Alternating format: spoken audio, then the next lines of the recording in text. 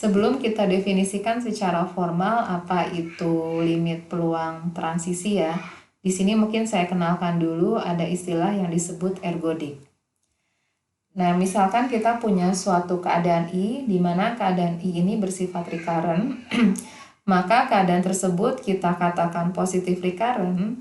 Kalau prosesnya kita mulai dari keadaan I, maka waktu harapan hingga proses kembali ke I itu adalah hingga. Ya. Nah, ini ada lawan dari positif recurrent, itu lawannya adalah nul ya. Nul recurrent. Ini kebalikannya aja, kalau positif recurrent itu waktu harapannya adalah hingga, maka nul recurrent ini waktu harapannya adalah tak hingga. Nah, pada rantai Markov yang memiliki keadaan hingga, maka semua keadaan yang recurrent itu kita katakan positif recurrent. Kemudian suatu keadaan yang bersifat positif recurrent dan aperiodic, artinya periode D-nya sama dengan 1, ini maka kita katakan ergodik ya.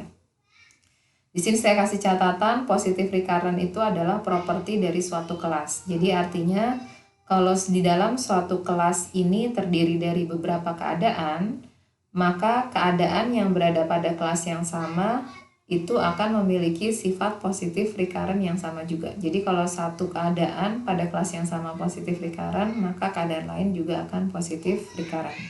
Jadi mirip seperti periode juga ya. Jadi kalau berada dalam kelas yang sama, maka semua keadaan itu juga memiliki periode yang sama. Jadi positif recurrent ini melekat pada properti kelas. Di sini saya punya suatu teorema ya, kita coba definisikan limit peluang transisinya. Misalkan kita punya suatu rantai Markov yang bersifat ergodik ya. Tadi ergodik ini sifatnya adalah bersifat positif recurrent dan juga periodenya sebesar 1 ya, atau aperiodic. Kemudian rantai Markovnya juga bersifat tidak dapat direduksi. Maka limit peluang transisinya itu ada ya, di mana limit peluang transisinya kita notasikan sebagai limit di mana n-nya kita ambil cukup besar atau n yang menuju tak hingga dari peluang transisi I ke J dalam n langkah. Jadi kalau kita punya rantai Markov yang ergodik dan tidak dapat direduksi, maka di sini limit peluang transisinya itu ada dan tidak bergantung pada I. Jadi sekali lagi ditekankan di sini bahwa tidak semua rantai Markov memiliki limit peluang transisi ya. Tadi di video sebelumnya kan sudah saya berikan 2 contoh ya. 2 contoh di mana limit peluang transisi itu tidak selalu ada. Di mana contoh yang pertama adalah terjadi kalau keadaannya bersifat periodik. Jadi kalau keadaannya bersifat periodik, maka limit peluang transisinya itu tidak akan konvergen. Kemudian contoh yang kedua itu juga ilustrasi di mana limit peluang transisinya itu tidak ada ya. Tidak ada dalam hal ini walaupun nilainya konvergen ke suatu nilai tertentu, tapi dia masih bergantung pada keadaan awal. Dan ini terjadi ketika rantai Markovnya itu bersifat reducible ya. Jadi ada keadaan yang tidak saling berkomunikasi dengan keadaan yang lain. Jadi di sini secara formal kapan limit peluang transisi itu ada? Itu transisi itu ada, ya limitnya ada, itu berlaku untuk rantai Markov yang bersifat ergodik dan tidak dapat direduksi. Jadi limit peluang transisinya akan konvergen ke suatu nilai tertentu dan nilainya tidak bergantung pada keadaan awalnya. Nah, misalkan nilai limit peluang transisinya kita notasikan dengan PJ ya. Jadi indeks I-nya sudah tidak ada lagi di sini ya, karena sudah saling bebas pada keadaan awalnya, keadaan I-nya. Jadi limit peluang transisinya ini kita notasikan sebesar PJ ya. Nah, di mana solusi dari PJ ini bisa kita cari ya. Solusinya ini akan nilainya non negatif ya, lebih besar sama dengan 0 dan nilainya selalu tunggal ya. Di mana solusinya bisa kita hitung dengan menggunakan persamaan di sini ya. PJ sama dengan penjumlahan dari PI dikali PIJ. Di mana yang namanya PI atau PJ itu kan dia merupakan peluang ya. Jadi tentu harus memenuhi bahwa total semua limit peluangnya itu harus sama dengan 1. Atau cara lainnya, kita juga bisa mencari solusi dari limit peluang transisinya dengan menggunakan persamaan matriks ya. Jadi kalau saya punya P, ya di mana P ini adalah vektor dari peluang transisinya, limit peluang transisinya ya, ini saya tuliskan P1, P2, P3, dan seterusnya. Maka solusi dari limit peluang transisinya ini bisa kita cari solusinya dengan menggunakan persamaan matriks P sama dengan P dikali P, matriks transisinya. Ya. Ini cara lain untuk mencari solusi dari limit peluang transisinya. Nah, di sini kita akan coba buktikan ya, kenapa bisa kita peroleh solusinya dengan menggunakan persamaan di slide yang diberikan sebelumnya. Jadi akan dibuktikan bahwa Pj memenuhi persamaan Pj sama dengan penjumlahan dari Pi dikali P IJ. Nah, sekarang pandang persamaan di mana kita mau menghitung peluang berakhir di keadaan J ya. Ini kan sebenarnya menghitung peluang tak bersyarat ya. Dan ini pernah kita bahas di pertemuan sebelumnya. Jadi kita melihat peluang berakhir di keadaan J dalam N plus 1 langkah, dan ini merupakan peluang tak bersyarat ya. Di sini kita bisa hitung bahwa peluang berakhir di keadaan J dalam N plus 1 langkah ini sebenarnya bisa kita hitung dengan mensyaratkan keadaan pada satu periode sebelumnya atau pada waktu ke N ya. Jadi mungkin bisa saya gambarkan. Ini misalkan T-nya adalah 0, 1 sampai dengan waktu ke N, dan ada N plus 1. Nah, yang mau kita hitung di sini kan peluang berakhir di keadaan J dalam N plus 1 langkah.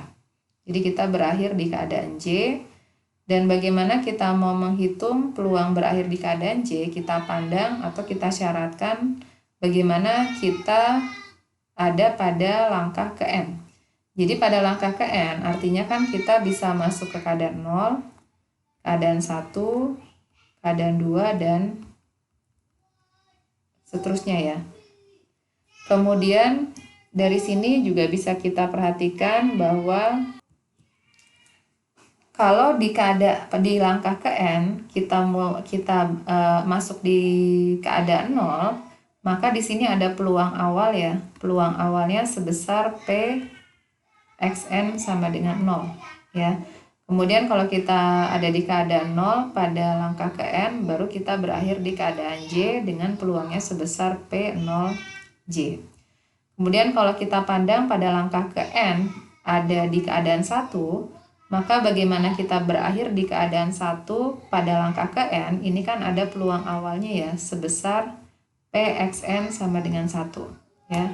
Baru dari 1 kita berakhir di J dengan peluangnya sebesar P1J.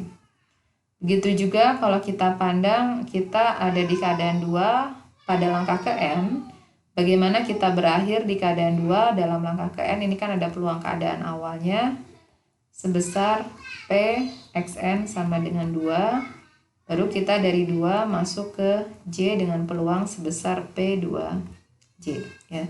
Jadi menghitung peluang berakhir di keadaan J dalam N plus 1 langkah, di mana kita mensyaratkan pada waktu keadaan N, ya tinggal kita ambil saja ya semua skenario yang memungkinkan ketika kita ada di langkah ke N. Jadi kalau di langkah ke N ada di keadaan 0, berarti peluangnya sebesar PXN 0 dikalikan P0J ya. Nah, makanya secara umum peluang berakhir ya di keadaan J bisa kita tuliskan seperti ini ya. Dimana ini kan sebenarnya ini adalah peluang IJ ya. Peluang IJ itu yang ada di sini ya. Peluang IJ, peluang transisi satu langkahnya. Baru dikalikan dengan peluang XN sama dengan I, ini adalah peluang yang disyaratkan di awalnya ya.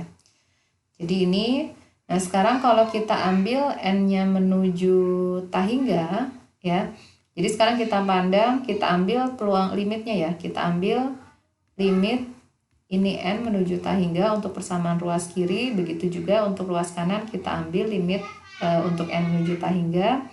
Maka berdasarkan definisi limit peluang transisinya, maka di sini persamaan sebelah kiri bisa kita tuliskan sebagai PJ, ya. Kemudian persamaan kanan juga kita ambil limit transisinya, ya, limit peluang transisinya. Di sini PIJ-nya tidak berubah karena tidak ada indeks N-nya, jadi tetap PIJ. Sedangkan yang ini kita ambil limit peluang transisinya untuk N yang menuju tak hingga, maka di sini kita bisa tuliskan sebagai PI, ya.